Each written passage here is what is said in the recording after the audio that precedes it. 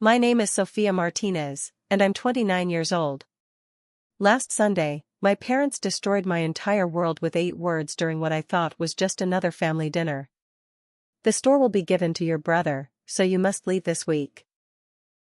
I had spent 10 years of my life building Martinez Family Bakery from a failing business with 12 customers into the most successful bakery in downtown Portland, working 18-hour days while my younger brother Derek partied through college and failed at every job he touched. But none of that mattered to my parents anymore. As Derek smirked across the dinner table, I noticed something that made my blood freeze. My father's briefcase was slightly open, and I could see legal documents with my name crossed out. Before we dive into how I turned their betrayal into the biggest mistake they ever made, let me know where you're watching from in the comments below. Hit that like button if you've ever felt undervalued by your own family, and make sure to subscribe because what happens next will show you exactly how to fight back when the people closest to you try to destroy everything you've built. The shock of that dinner conversation hit me like a freight train, but the real devastation came when I started piecing together just how long this betrayal had been in the works. I had given up my dreams of culinary school at 19 to save our family bakery when my parents were facing bankruptcy. While Derek was spending 4 years dropping out of college and bouncing between failed jobs, I was learning bread making at 4 in the morning and staying until midnight to balance books that my parents had nearly destroyed through years of mismanagement. The numbers told the real story of my sacrifice. When I took over day-to-day operations, we had exactly 12 regular customers and were 3 months away from losing everything. I built that customer base from scratch, going door to door in the neighborhood, creating Instagram accounts, developing relationships with local coffee shops and restaurants. By the time of that awful dinner, we were serving over 300 customers daily and had a waiting list for our custom wedding cakes that stretched 6 months out. Every penny of profit went back into the business or into my parents' pockets. I lived in a studio apartment above the bakery, drove a 10-year-old Honda, and hadn't taken a real vacation in 5 years. Meanwhile, Derek had somehow accumulated gambling debts, crashed 2 cars that my parents replaced, and was currently living rent-free in their basement while supposedly looking for work. But according to my parents, Derek had potential that deserved to be rewarded.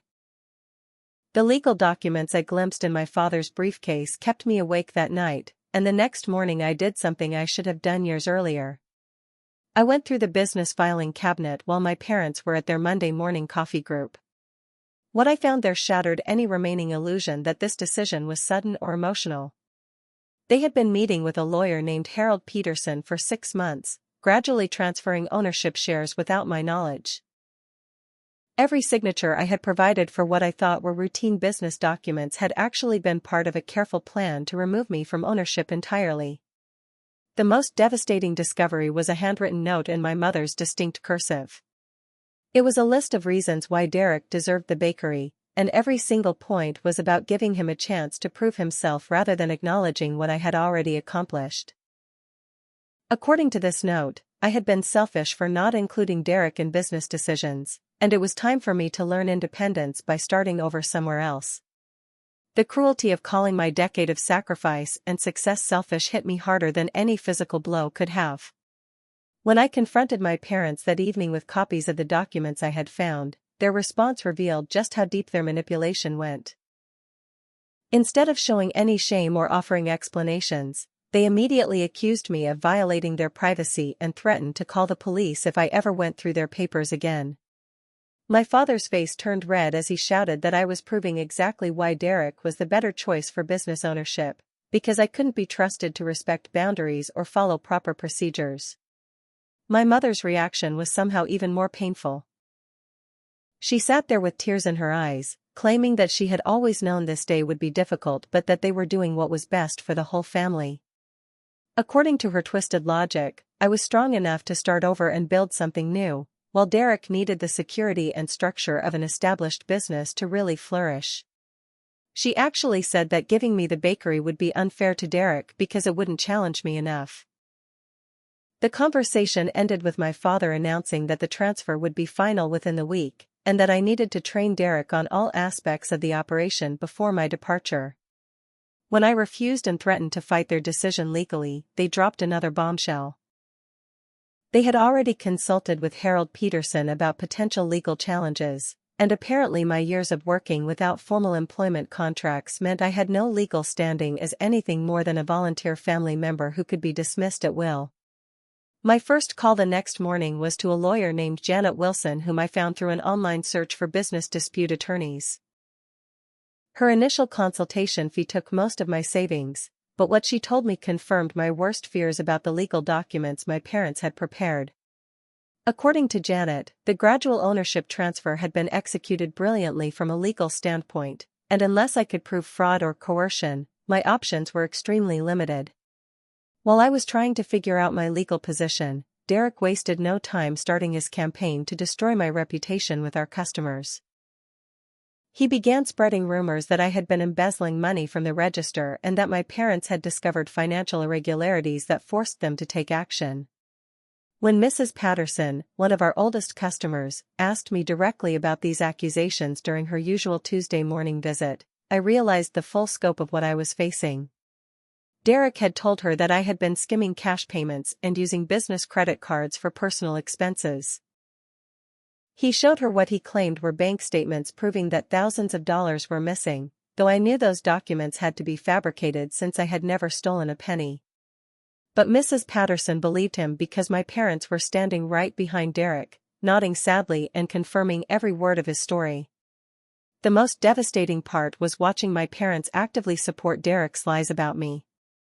When I tried to defend myself, my father cut me off and told Mrs. Patterson that they had hoped to handle this privately but that I was forcing them to involve the authorities if necessary. My mother added that they were heartbroken to discover my betrayal but that they had to protect the business that Derek would inherit. The systematic destruction of my reputation accelerated over the next few days. Derek approached my assistant manager Maria Gonzalez with an offer that revealed just how calculated their plan really was. He told Maria that if she was willing to sign a statement confirming that she had witnessed suspicious financial behavior from me, she would be guaranteed job security and a significant raise when he took over the business. If she refused to cooperate, Derek made it clear that her position would be eliminated immediately after the ownership transfer. Maria came to me in tears after Derek's visit, torn between her loyalty to me and her need to support her two young children as a single mother. She had worked at the bakery for 3 years and had never seen me do anything dishonest, but Derek's threats were terrifying her into compliance. The fact that my parents were backing Derek's version of events made her question whether she had missed something or whether speaking up would just cost her the job she desperately needed. My personal relationships began crumbling as well when Derek and my parents extended their poison campaign beyond the bakery. My boyfriend Jake Thompson, whom I had been dating for 8 months, suddenly became distant and started canceling our plans without explanation.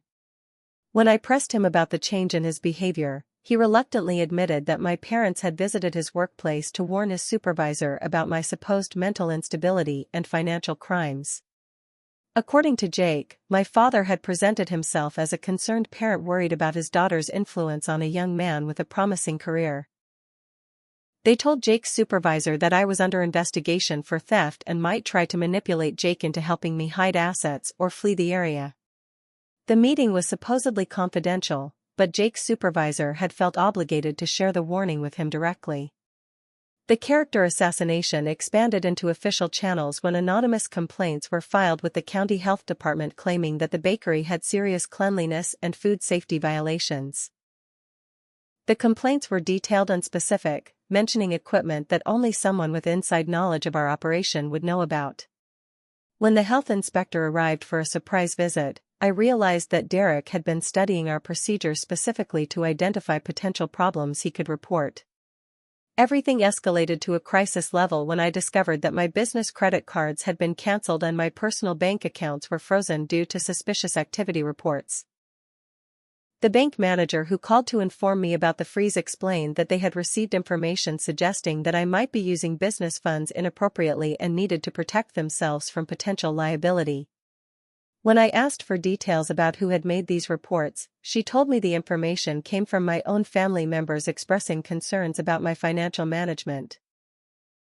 The final humiliation of that week came when I arrived at the bakery Thursday morning to find that all the locks had been changed and the security codes had been reset. Derek was inside with my parents, and they refused to let me enter what had been my workplace for 10 years.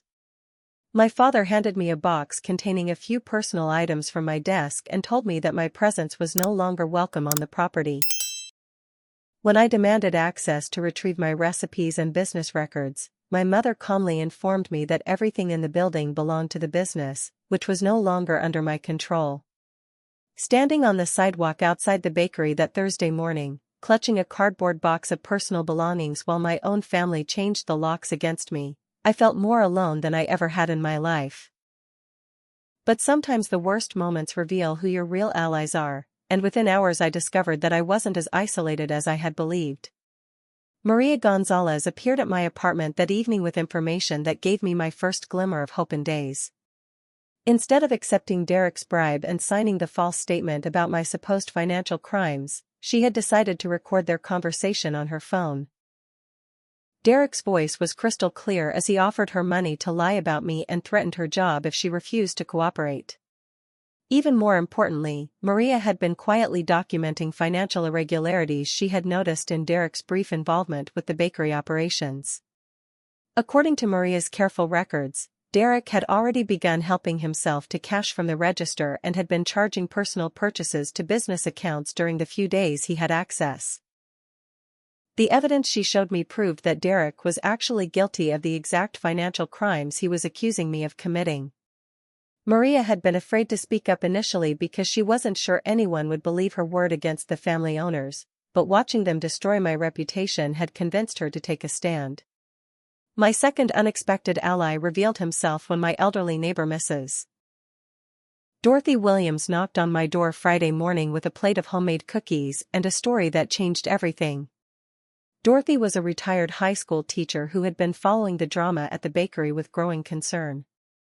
As someone who had spent 40 years watching family dynamics destroy promising young people, she recognized the pattern of scapegoating and manipulation that my parents were using against me. Dorothy had connections throughout the local business community from her years of teaching, and she offered to introduce me to people who could help fight back against my family's campaign. More importantly, she had been a customer of the bakery since before I took over and had witnessed firsthand the transformation I had accomplished. Dorothy was willing to provide testimony about my character and work ethic to anyone who would listen, and she had already begun talking to other longtime customers about the truth behind the ownership change. While I was discovering these crucial allies, the betrayals in my personal life were becoming clearer and more painful. Jake Thompson's sudden distance made complete sense when I learned through a mutual friend that he had been secretly meeting with Derek to discuss business opportunities. The friend who told me about these meetings had overheard Jake and Derek planning how Jake could eventually date Derek's future wife's sister to create family connections that would benefit both their careers. The revelation about Jake's calculated betrayal hurt more than I expected because I had genuinely cared about him and thought our relationship was built on mutual respect and affection. Discovering that he had been evaluating me as a business networking opportunity rather than as someone worth loving added another layer of pain to everything else I was processing. But it also clarified that the people who would abandon me during this crisis were never really on my side to begin with. My parents escalated their attack by hiring a private investigator named Robert Chen to dig up anything from my past that could be used against me in their campaign. The investigator approached former classmates, previous employers, and even old boyfriends looking for evidence of drug use, financial irresponsibility, or unstable behavior. When that search failed to produce any useful ammunition, my parents decided to create the evidence they needed. Derek filed a police report claiming that I had threatened him and my parents with violence during our confrontations about the bakery ownership. According to his statement, I had specifically threatened to burn down the bakery and harm anyone who tried to stop me from reclaiming what I considered rightfully mine. The police took the report seriously enough to visit my apartment for a welfare check, and Derek used that opportunity to plant evidence that would support his claims about my supposed instability. The setup was sophisticated and almost worked perfectly. Derek had obtained small bags of what appeared to be illegal drugs and hidden them in my apartment during the police welfare check, apparently planning to discover them and demand a full search. The only thing that saved me was my neighbor Tommy Chen, who turned out to be the private investigator's younger brother and a former prosecutor who had been watching the building's security cameras as a favor to Dorothy Williams. Tommy had recorded Derek's break-in and evidence planting on the building's security system, and when the police arrived for the welfare check, he was ready with footage that proved Derek's criminal behavior. Instead of finding evidence against me, the police ended up with clear proof that Derek had committed breaking and entering, evidence tampering, and filing a false police report. The charges against Derek were filed immediately, but my parents somehow managed to post his bail within hours and continued supporting his version of events. Tommy Chen's intervention revealed another crucial ally in my fight for justice.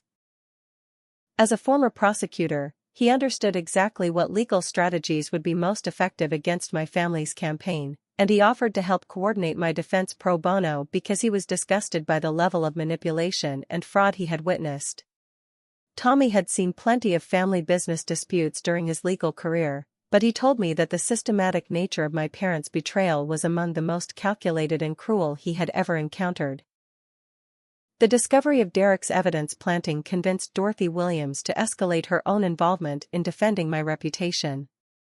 She organized a meeting with other longtime bakery customers to share what she knew about the true situation and to coordinate community support for my position. Dorothy understood that business reputation battles are often won or lost in the court of public opinion, and she was determined to make sure the community heard my side of the story before my family's lies became accepted as truth. The community meeting that Dorothy Williams organized brought together 23 of the bakery's most loyal longtime customers, and what happened there revealed the full extent of my parents' manipulation campaign. Derek and my parents had apparently been working systematically to poison every important relationship I had built over years of dedicated service to these people. Each customer had received personalized visits where my family shared carefully crafted versions of events designed to match what would be most convincing to that particular person.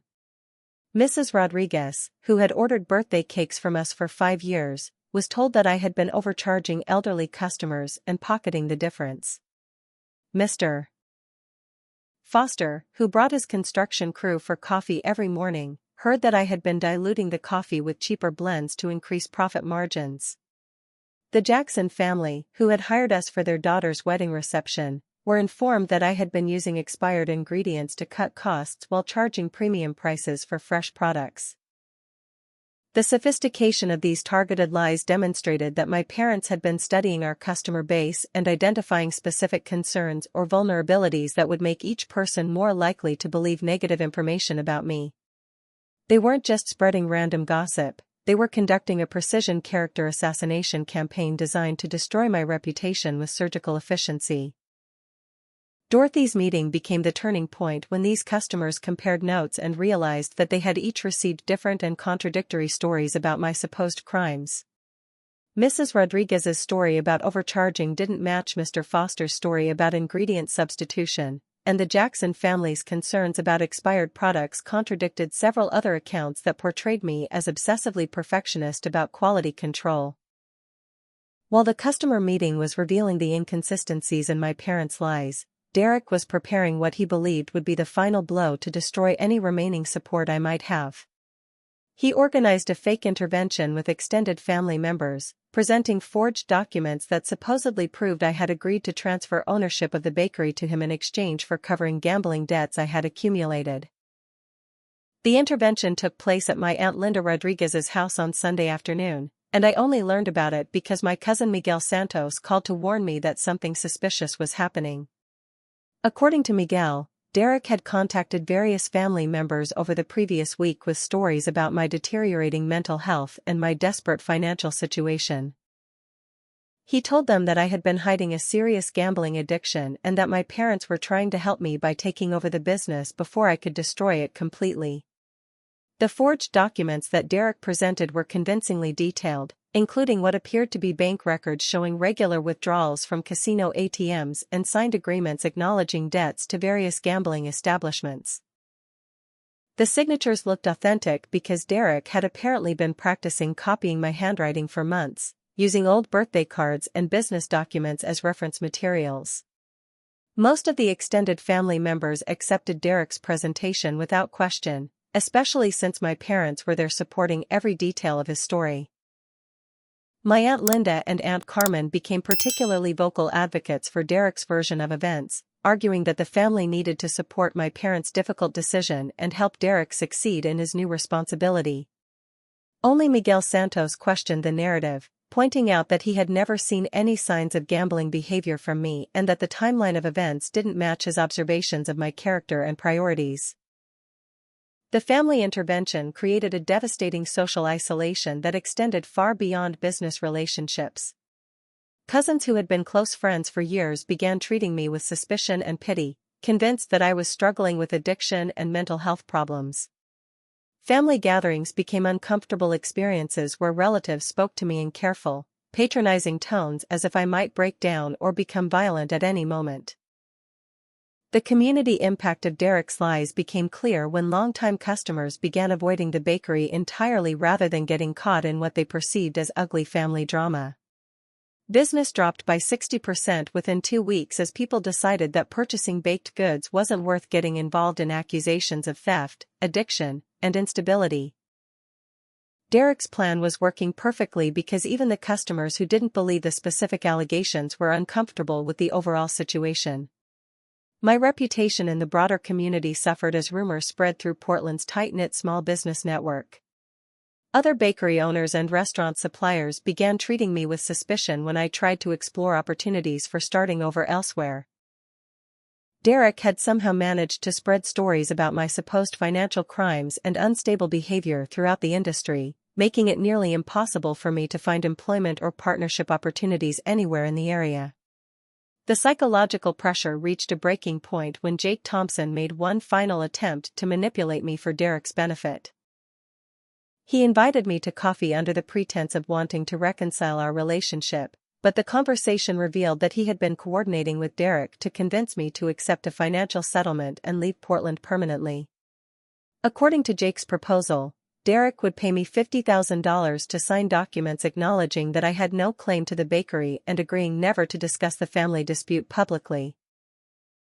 The settlement offer was insulting not just because of the amount, which represented a fraction of the value I had created, but because of the conditions that would have silenced me permanently while allowing Derek and my parents to continue spreading lies about my character. Jake actually seemed to believe he was doing me a favor by facilitating this arrangement, apparently convinced by Derek's stories that I was mentally unstable and lucky to receive any compensation at all. When I refused the settlement and told Jake exactly what I thought of his betrayal, he responded with threats that revealed how deeply he had bought into Derek's narrative about my supposed instability. He warned me that continuing to fight would only make things worse for everyone involved, and that my parents were prepared to have me committed for psychiatric evaluation if I didn't accept their generous offer to help me start fresh somewhere else. The weeks following the fake family intervention were the darkest period of my entire life. Living in a cheap motel room with most of my belongings in storage, I began experiencing panic attacks that left me gasping for air and convinced that my heart was going to explode. The combination of betrayal, isolation, and financial pressure created a psychological weight that felt impossible to bear, and for the first time since this nightmare began, I seriously considered giving up completely. The panic attacks were triggered by seemingly random reminders of everything I had lost. Walking past coffee shops would remind me of the relationships I had built with wholesale customers. Seeing families together would trigger memories of Sunday dinners before my parents revealed their true feelings about my contributions.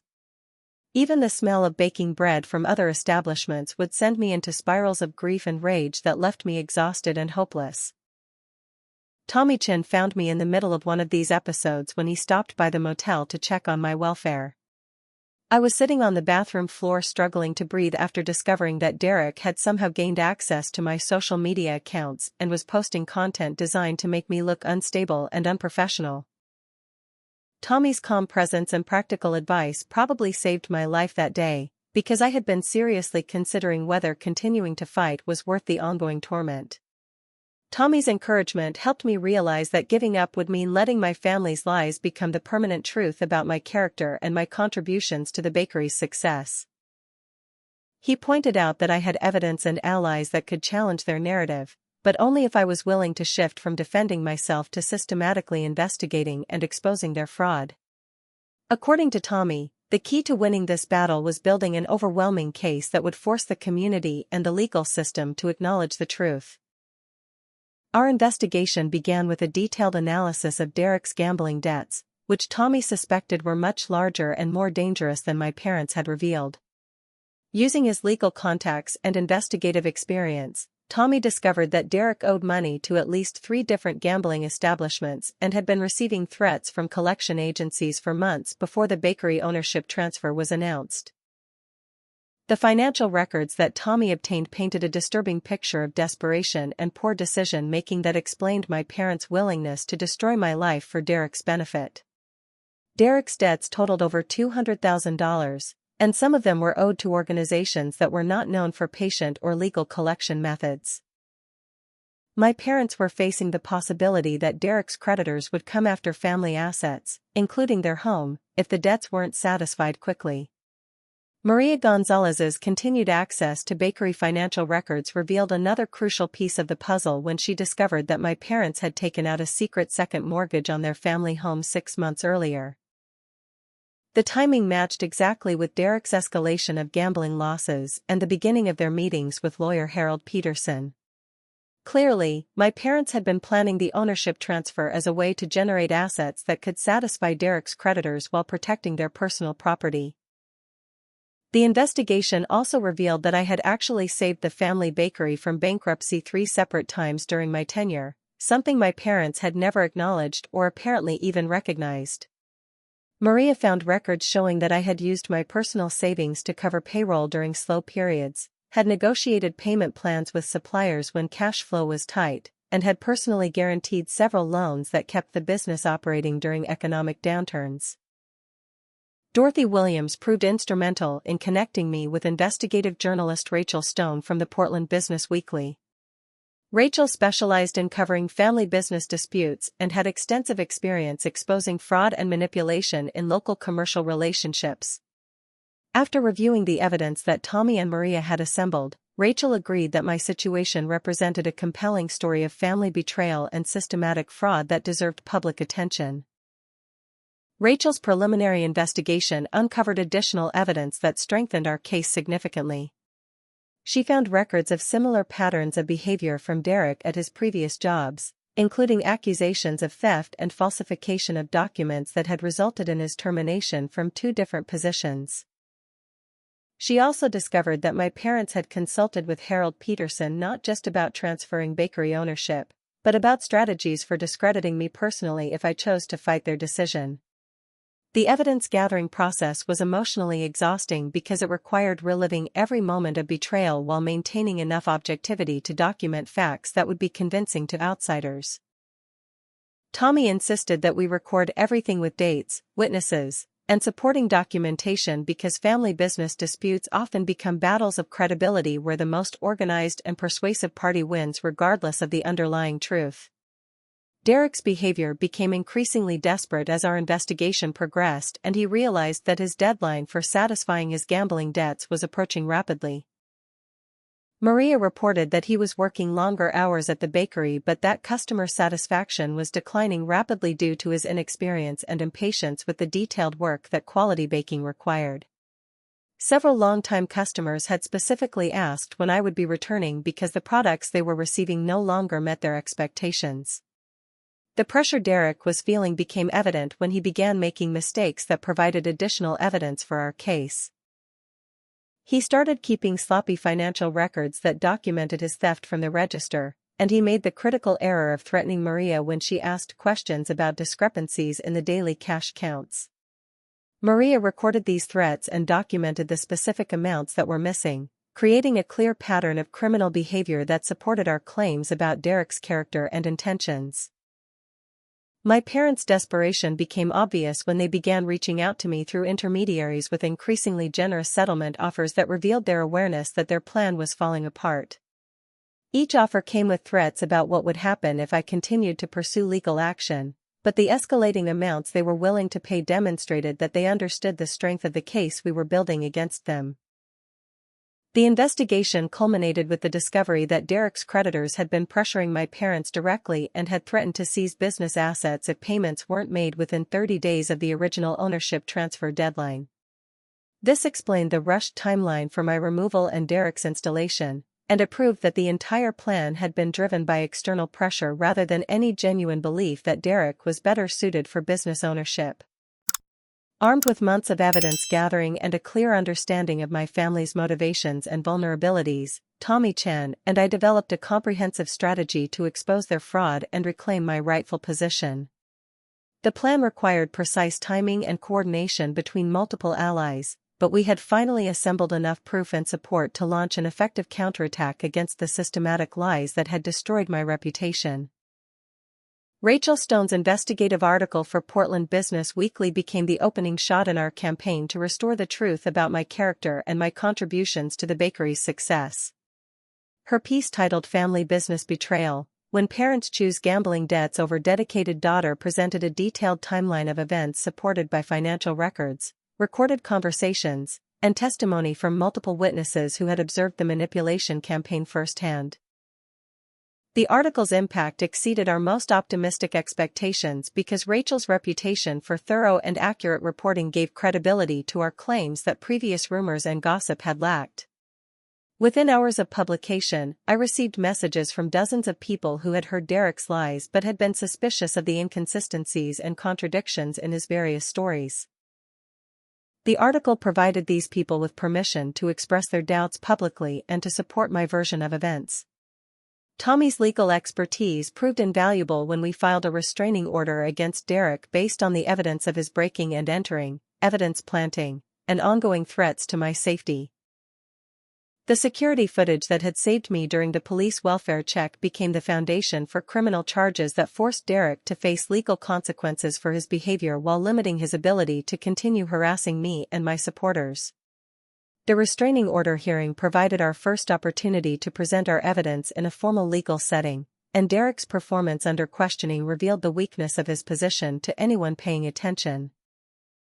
When asked to explain the discrepancies between his various stories about my supposed crimes, Derek became flustered and contradicted himself multiple times within minutes. His inability to provide consistent details about events he claimed to have witnessed personally made his credibility collapse entirely. Miguel Santos proved to be a crucial ally when he began gathering testimony from extended family members about my parents' history of favoritism and Derek's pattern of irresponsible behavior. Miguel had maintained relationships with relatives on both sides of the family divide, and his careful questioning revealed that several family members had been uncomfortable with Derek's stories but had been afraid to voice their concerns publicly. The family testimony that Miguel collected painted a picture of decades-long favoritism that contextualized the current crisis as part of a larger pattern of enabling Derek's poor choices while taking my contributions for granted. Multiple relatives confirmed that Derek had been bailed out of financial and legal troubles repeatedly while I had been expected to sacrifice my own goals to support family obligations without recognition or compensation. My presentation of financial evidence proved devastating to Derek's claims about my supposed mismanagement and theft.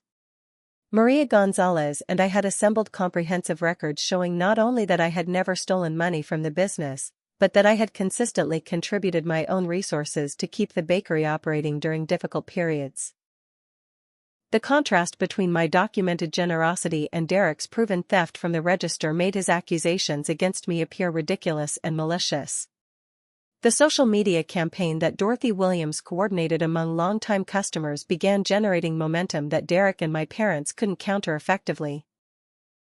Customer testimonials about my character, work ethic, and the quality improvements I had implemented created a narrative that directly contradicted every lie Derek had spread about my supposed incompetence and instability. The anonymous tip that Tommy filed with the IRS about unreported gambling winnings and suspicious business transfers added a federal dimension to Derek's legal problems that my parents hadn't anticipated. Tax fraud investigations operate independently of family politics, and the evidence of deliberate financial manipulation that we had assembled was exactly the kind of systematic wrongdoing that attracts serious government attention. Derek's gambling creditors became unexpected allies in our effort to expose the truth about his debts and their influence on my parents' decision-making.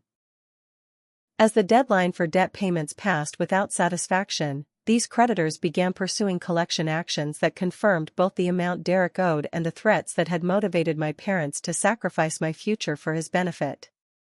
The pressure of multiple legal and financial challenges began taking a visible toll on Derek's behavior and appearance. Maria reported that he was showing up to work looking exhausted and stressed, and that his performance managing the bakery was deteriorating rapidly as he struggled to handle both business responsibilities and the mounting consequences of his gambling addiction and fraudulent activities. My parents' attempts to negotiate a private settlement became increasingly desperate as the scope of our evidence became clear and the public relations battle shifted decisively in my favor. Each conversation with intermediaries revealed their growing awareness that their plan had backfired catastrophically and that they were facing potential criminal charges in addition to the loss of their community standing. The legal challenge to the ownership transfer gained strength when Janet Wilson found precedents for similar cases where courts had ruled that fraud and financial coercion invalidated business transactions even when the paperwork appeared technically legitimate. The combination of Derek's gambling debts, the forged documents, and the pattern of deception provided multiple grounds for challenging the transfer on legal rather than just emotional grounds. Community support for my position reached a tipping point when other local business owners began publicly criticizing my parents' treatment of me and expressing concerns about Derek's fitness to operate a food service establishment. The Portland small business community values reputation and trust above almost everything else, and my family's behavior had violated fundamental norms about honesty and fair dealing that affected their relationships throughout the industry. The publication of Rachel Stone's follow-up article titled Gambling Debts and Family Fraud, The Martinez Bakery Scandal Deepens marked the point where my family's lies completely collapsed under the weight of documented evidence and community scrutiny. This second piece included details about Derek's specific gambling debts, copies of the forged documents he had created, and testimony from family members who had finally found the courage to speak openly about the manipulation they had witnessed. The community response to Rachel's reporting exceeded anything we had anticipated. Within 48 hours, I received over 300 messages of support from customers, neighbors, and fellow business owners who had been following the story and wanted to express their outrage about my family's treatment of me.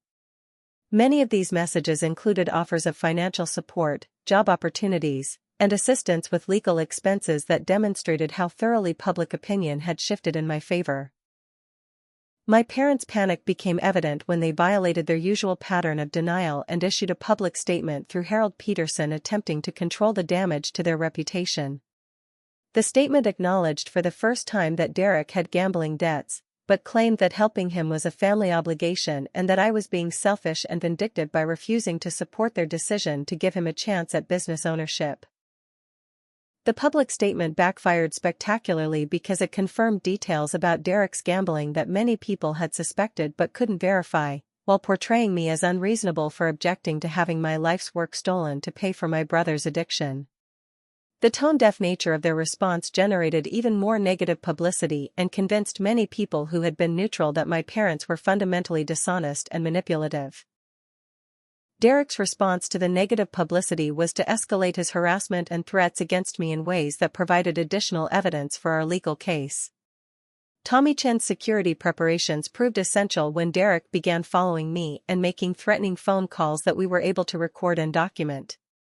The pattern of escalation suggested that Derek was becoming increasingly desperate as his creditors applied pressure and his reputation crumbled publicly. The threatening behavior culminated in a physical confrontation outside my motel where Derek cornered me in the parking lot and screamed accusations about ruining his life and destroying the family business. Unknown to Derek, Tommy had anticipated this possibility and had installed security cameras that captured the entire incident, including Derek's explicit threats to harm me if I didn't withdraw my legal challenges and leave Portland permanently. The security footage of Derek's threats provided grounds for upgrading the restraining order to include criminal stalking and intimidation charges that carried potential jail time rather than just civil penalties. More importantly, the video clearly showed Derek's state of mind and his willingness to use violence to achieve his goals, which undermined any remaining credibility his claims about my supposed instability might have retained. The IRS audit that resulted from our anonymous tip began producing results that confirmed our suspicions about unreported gambling winnings and fraudulent business transactions. Federal investigators discovered that Derek had failed to report significant gambling winnings as income, and that the business ownership transfer appeared to be structured specifically to hide assets from creditors and tax authorities. My parents faced potential criminal charges for their role in facilitating tax fraud and asset manipulation, a possibility that terrified them more than any civil lawsuit I might file. The involvement of federal authorities meant that family politics and local relationships couldn't protect them from consequences, and the systematic nature of their financial deception made their legal position extremely vulnerable. Extended family members began distancing themselves from my parents and Derek as the evidence of fraud and manipulation became undeniable. Linda Rodriguez and Carmen Silva, who had been vocal supporters of Derek during the fake intervention, issued public apologies acknowledging that they had been deceived about the facts and expressing support for my efforts to reclaim what was rightfully mine. The family reconciliation process was emotionally complex because it required accepting apologies from people who had abandoned me during the worst crisis of my life, while also recognizing that they had been victims of sophisticated lies designed specifically to manipulate their emotions and loyalties. Miguel Santos proved instrumental in facilitating these conversations and helping family members understand how they had been used as weapons against me. Jake Thompson's attempt at reconciliation came too late and with too many conditions to be acceptable or genuine. His offer to resume our relationship was contingent on my agreeing not to pursue maximum legal consequences against Derek and my parents, revealing that he still prioritized his business networking goals over any authentic concern for my welfare or justice. Derek's gambling creditors escalated their collection efforts when it became clear that the bakery ownership transfer was being challenged legally and might not provide the assets they had expected to receive. These creditors began threatening my parents' home and other personal property, creating additional pressure that motivated my parents to consider settlement negotiations they had previously rejected. The business impact of the scandal became severe when customers began actively boycotting the bakery and encouraging others to avoid supporting a family that had treated their dedicated daughter so cruelly. Daily sales dropped to less than 20% of previous levels, and several wholesale accounts canceled their contracts citing concerns about the establishment's management and reputation. Derek's inexperience with bakery operations became glaringly obvious as stress and distraction affected his ability to maintain quality standards that I had spent years developing. Customer complaints about product quality increased dramatically, and health department follow-up visits revealed sanitation problems that had developed since Derek took over daily operations. The financial pressure from declining sales, legal expenses, and gambling creditor demands created a crisis that forced my parents to acknowledge that their plan had not only failed morally but was destroying them economically. The bakery they had stolen from me to save Derek was losing money rapidly under his management, while the community backlash was making their personal lives increasingly difficult and isolated. The court hearing that would determine the validity of the bakery ownership transfer took place on a rainy Thursday morning in November, exactly 8 months after that devastating Sunday dinner when my parents first announced their intention to give my life's work to Derek. Walking into the courthouse with Tommy Chen, Maria Gonzalez, and Dorothy Williams beside me, I felt simultaneously nervous and confident because we had assembled evidence that made the truth impossible to deny. Derek's legal representation consisted of Harold Peterson, the same lawyer who had helped orchestrate the fraudulent ownership transfer in the first place. Peterson's opening statement attempted to portray the dispute as a simple family disagreement where parents had made a legitimate business decision that their ungrateful daughter was challenging out of spite and greed. This narrative collapsed within minutes when Tommy began presenting our documented evidence of fraud, coercion, and financial manipulation. The court proceedings revealed the full scope of my family's deception in ways that surprised even me, despite months of investigation and evidence gathering. Harold Peterson's own files, obtained through legal discovery, contained notes acknowledging that the ownership transfer was specifically designed to defraud Derek's gambling creditors and that my consent had been obtained through misrepresentation of legal documents. Judge Margaret Thompson's reaction to the evidence made it clear that she found my family's behavior both legally indefensible and morally reprehensible.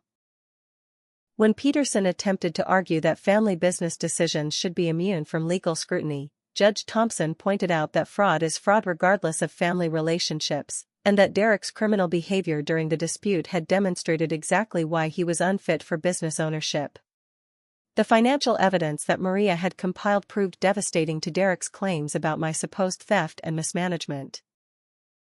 Bank records showed clearly that I had contributed over $60,000 of personal funds to keep the bakery operating during difficult periods, while Derek had stolen approximately $8,000 from the register during his brief period of access. The contrast between these numbers made Derek's accusations appear not just false, but deliberately malicious. Derek's testimony under oath revealed the weakness of his position when he was forced to answer detailed questions about his accusations against me.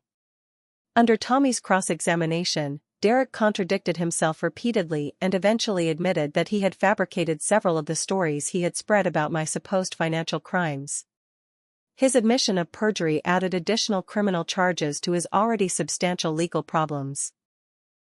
My parents' testimony was equally damaging to their credibility when they were forced to acknowledge under oath that they had known about Derek's gambling debts for over a year and had planned the ownership transfer specifically to generate assets for debt payment.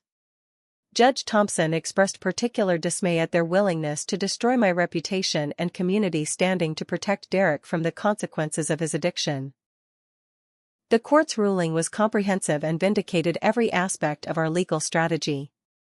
Judge Thompson declared the ownership transfer null and void due to fraud and coercion, awarded me full control of the bakery with damages for lost income during the period of Derek's management, and ordered my parents to pay legal expenses and additional compensation for the damage to my reputation and emotional well-being. Derek faced immediate criminal charges for fraud, breaking and entering, stalking, and perjury, with potential jail time that reflected the systematic nature of his criminal behavior. The judge's sentencing remarks emphasized that Derek's willingness to destroy his sister's life to avoid consequences for his gambling addiction demonstrated a level of selfishness and cruelty that warranted significant punishment.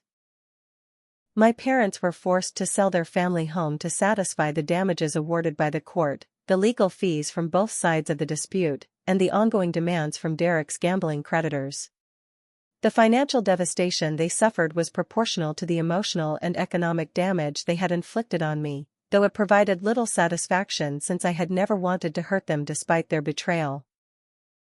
The community response to the court's ruling was overwhelmingly supportive and demonstrated how completely public opinion had shifted during the months of legal proceedings.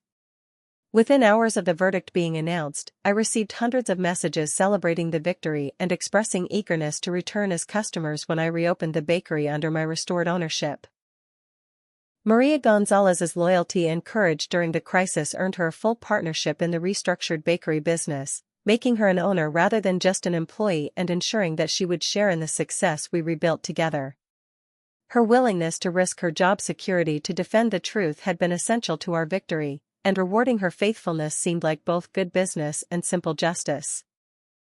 Tommy Chan and Dorothy Williams became honorary board advisors for the bakery, providing ongoing guidance and support as we worked to rebuild customer relationships and restore the business to its previous success.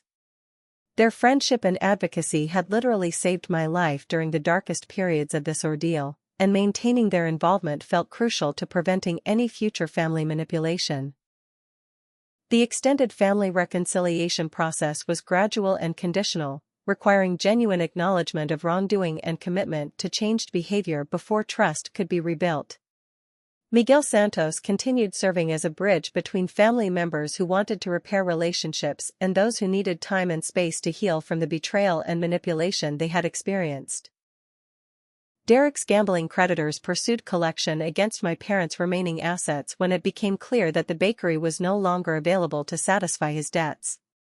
This ongoing financial pressure served as a constant reminder of the consequences of enabling addiction rather than demanding accountability, though it provided no satisfaction since the damage to family relationships was already complete.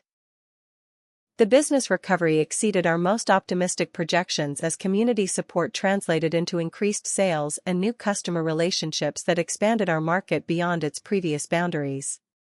The publicity surrounding the court case had actually increased awareness of the bakery throughout Portland, and many people wanted to support a business owner who had fought for justice against family manipulation and fraud. 6 months after the court victory that restored my ownership of Martinez Family Bakery, I found myself standing in the same spot where Derek had handed me that box of personal belongings when they changed the locks against me.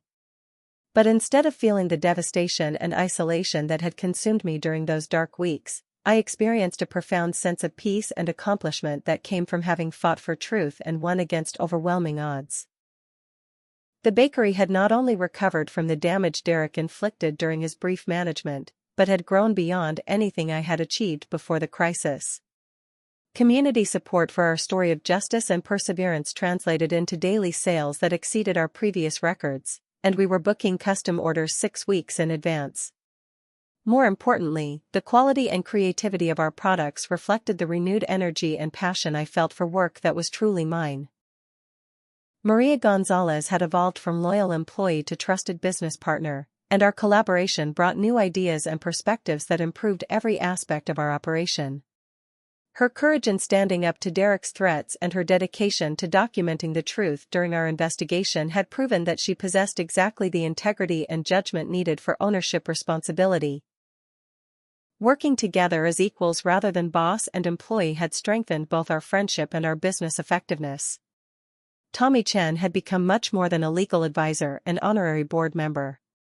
Our shared experience of fighting for justice had created a foundation of mutual respect and understanding that grew into genuine romantic feelings.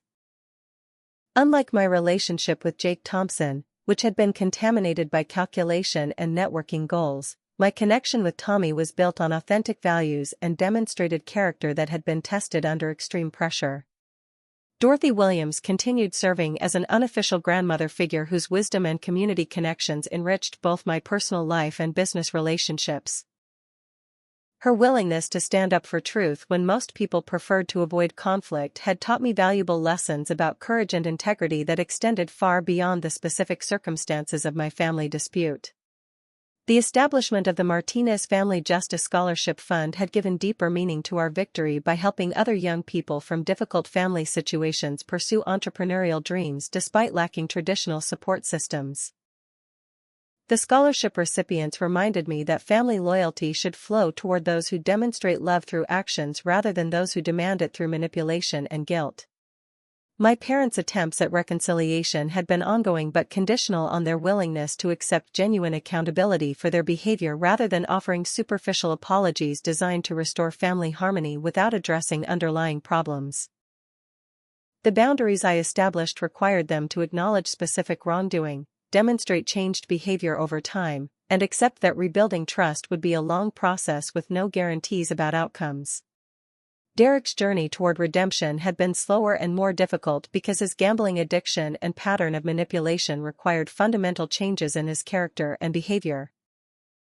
The community service requirements from his criminal conviction had connected him with addiction counseling resources, and early reports suggested genuine engagement with recovery rather than just compliance with court orders.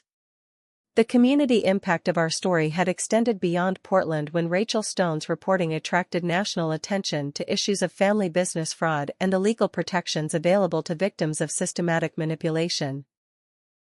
Several law schools had contacted us about developing case studies that would help future attorneys recognize and address similar patterns of family business abuse. The expansion plans for a second bakery location reflected both our business success and our confidence in the sustainable relationships we had built with customers, suppliers, and community partners. Unlike my previous experience of working in isolation while family members took credit for my contributions, this growth would happen within a framework of shared ownership and mutual accountability that protected against future exploitation. The personal growth I experienced through surviving and overcoming my family's betrayal had taught me invaluable lessons about distinguishing between people who love you and people who use you, between family members who support your success and those who resent it, and between loyalty that enhances your life and obligation that diminishes it. These insights had made me a stronger person and better judge of character in all my relationships.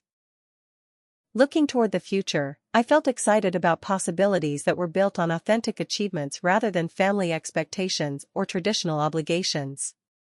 The bakery was thriving under genuine partnership rather than exploitation. My romantic relationship was based on shared values rather than networking opportunities, and my friendships were grounded in mutual respect rather than family politics or business convenience. The final lesson of my experience was that strength comes from choosing your real family based on demonstrated love and loyalty rather than accepting toxic relationships simply because of blood connections or traditional expectations. The people who stood beside me during the darkest period of my life had proven themselves worthy of trust and investment, while those who abandoned me had revealed their true priorities and character. The open ending of my story reflected the reality that healing and growth continue long after legal victories and business success have been achieved. Each day brought new opportunities to build relationships based on honesty rather than manipulation, to make decisions guided by values rather than fear, and to create a life defined by authentic achievement rather than family expectation or obligation. As I concluded this chapter of my journey, I wanted to hear from others who might be facing similar challenges or celebrating their own victories over family manipulation and betrayal. Have you ever had to choose between family loyalty and personal justice? How did you find the courage to stand up for yourself when the people closest to you tried to destroy your dreams? Share your experiences in the comments below because your story might give someone else the strength they need to fight for what's rightfully theirs. If this story resonated with your own experiences or gave you hope during a difficult time, please hit that like button and subscribe to hear more stories about overcoming family betrayal and building authentic success. Share this video with anyone who needs to know that they're not alone in facing manipulation from people who should love and support them unconditionally.